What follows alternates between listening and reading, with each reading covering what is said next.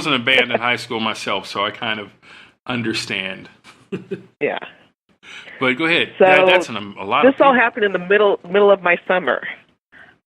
And I was thinking, well, I want to work at JPL, but I want to do this too. So I talked to the bosses, and again, it was a summer job, and they thought it was awesome. So they gave me the 3-4 weeks off I needed to do this. Oh, okay. And the neat thing was that USC got out of school early in May, and all this getting ready for the summer stuff happened in July. Right. So I had a good time working, getting my feet wet and getting the job mostly done before I took off. And I didn't have a problem with it. Then after the Olympics, I came back for 2 more weeks, closed everything up, went back to school. Outstanding. So one of the things that I'm happy about, one of the things I do enjoy is trying to balance the fun with the work. Right. And of course, I did that while I was in school. I did this as part of the job. Mm-hmm. And that was one of the most special summers that I've had because of that. Yeah, that is definitely memorable. I don't know anybody else who could say they've been able to be involved with things like that, on such a grand scale. That's really interesting. And I continued to do that because a couple of years, it was about, what year was that? 2008. Yeah, oh my God, it's been 10 years. Yeah. I tried out for the LA Sparks adult dance team called the Old School Crew. Really? And I did that for 7 years. I had no idea that they had one. But that shows you, yeah. I don't go to Sparks games, so I didn't. So we had rehearsal 2 or 3 times a week. Mm-hmm. Somewhere in LA, if I could leave early, I did. Okay. Most of the time I got there on time. And then there were enough of us that I didn't have to perform at every game, which would have been a whole lot. But the games didn't start till 7:30, so that wasn't too bad. And the games were at Staples Center, so again, that's not that far away from Pasadena. Right. But so I continued the juggling act even after I graduated. Right. Were there any other engineers that were part of the adult dance group there? No. No? I was the only one. So you're definitely a unique individual when it comes to that kind of thing. That's pretty interesting. So you can have fun and get your workout done at the same time. Right. Okay. So after that, you worked on Cassini, and what came for you after that? No, I worked on Galileo. I'm sorry. Yeah. Galileo, and then I worked on Cassini. Mm-hmm. What did I do after Cassini? I worked on a mission called Deep Space One for a short period of time. And then I went back to Galileo. Then I went back to Cassini. And now I'm working on one of the rovers. Oh, outstanding. The Curiosity? I am actually working on Opportunity, which has been on Mars for exactly 14 years. Oh, goodness. It's been that long? Mm-hmm. I got a chance. I was covering the story for the Pasadena Weekly. I got a chance to go and actually sit in with the engineers, and you weren't there. I don't know if I was at the same place, but I was at JPL. I got to sit in and watch the launch of Curiosity. Oh, okay. So you were were you in the same auditorium as the Voyager spacecraft? Yes. Okay. Know exactly where you were. Okay, and you weren't there, apparently. No, I was not working on the mission at that time. Right. I was working on, Cassini. Mm-hmm. It's interesting because it's one thing to watch a launch on TV, but when you sit in the room with the people that put the project together, the energy is just, it's palpable. You can just, feel people, they're kind of anxious and excited at the same time. And once it got off the pad and got into the outer atmosphere, everybody was just so happy and relieved, and to hear them get up and cheer and clap, it was really interesting. It was a lot of fun. It seems like it's like hey, it worked. Okay. Right. I mean, it's like you get it off the pad. To Mars. Right, exactly. And then that's when the hard stuff starts, is when you actually get it to Mars. But getting it off the planet is one of those things that is also, a difficult task in itself. So yeah, launch is critical. Mm-hmm. As well as entry, descent, and landing, or orbit insertion. These are all critical mode operations. Right. Now, let me ask you this: when you have your spacecraft, it's in space, it's doing its thing, it's in orbit. How do you give directions? Since, directions in space are relative, like up, down, left, right, that kind of thing. Let's see if I remember this and how to explain it. There is a coordinate system. Okay.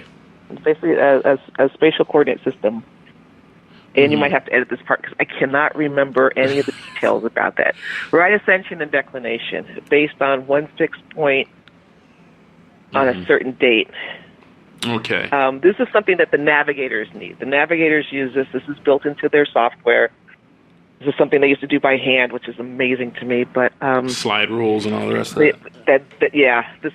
This is all done by computers. These are navigators that do that. For my job, I didn't need to necessarily. I mean, I knew it, but it wasn't something that I needed to work with to do my job. All those inputs were given to me by the engineers. But that's basically how they do the orientation.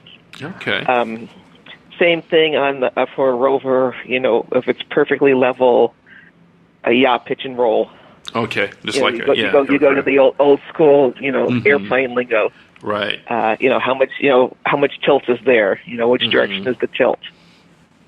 Okay, yeah, that's something. And again, then 60 degrees.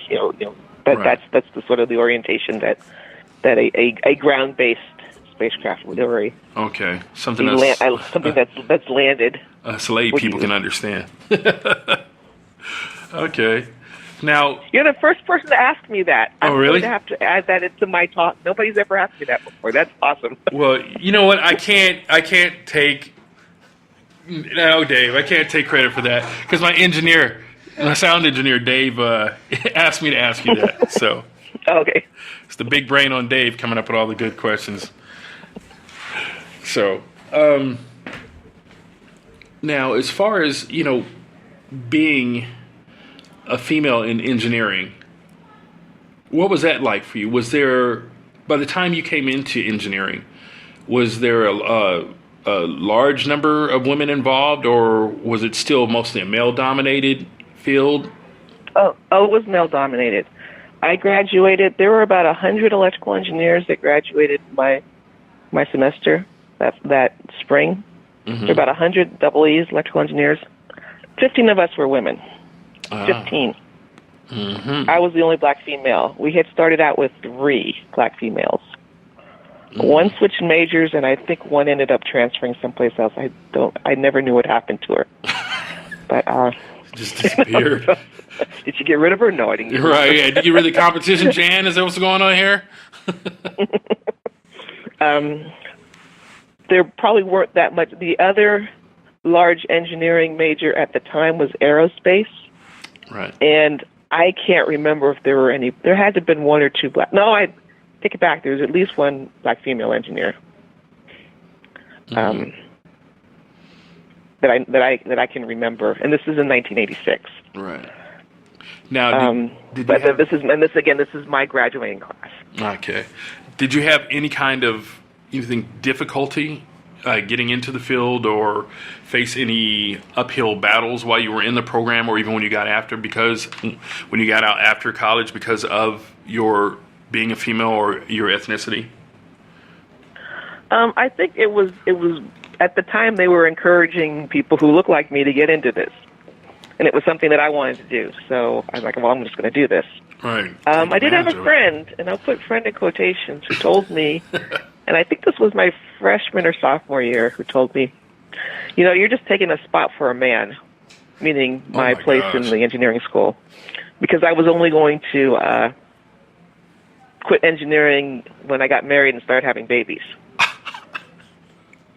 So you were just there for your MRS degree. That's what was going on in his mind, right?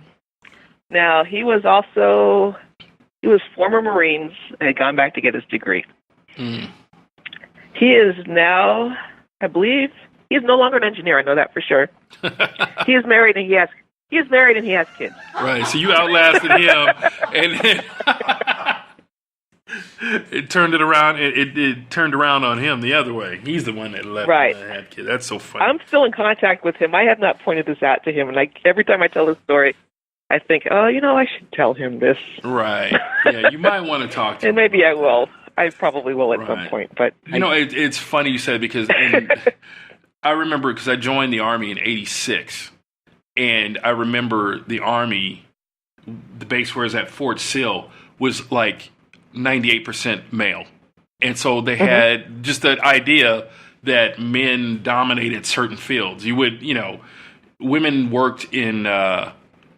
Like you saw a few MPs or they were admin people, that kind of thing. So it was like your mind was geared towards thinking that, oh, well, women do certain things, and that kind of stuff. But we all grow up and realize that's nonsense.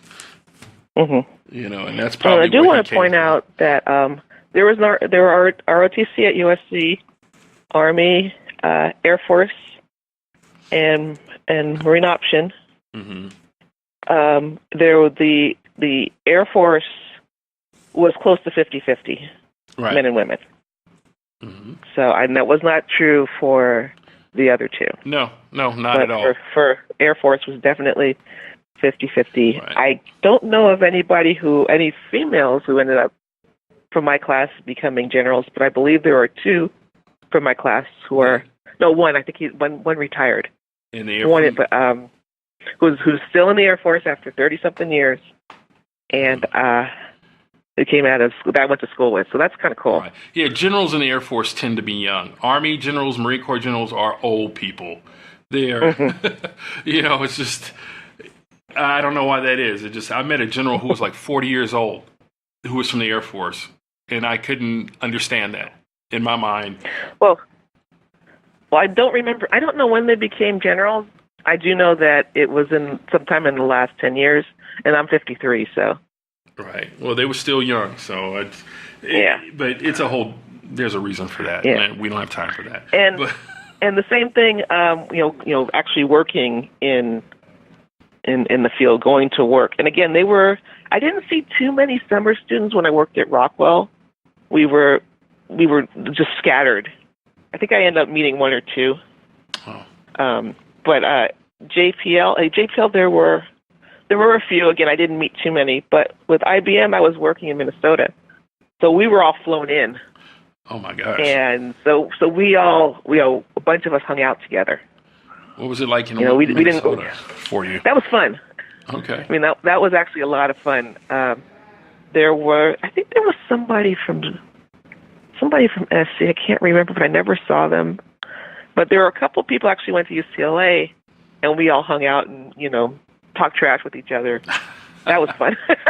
But we did hang out, after work.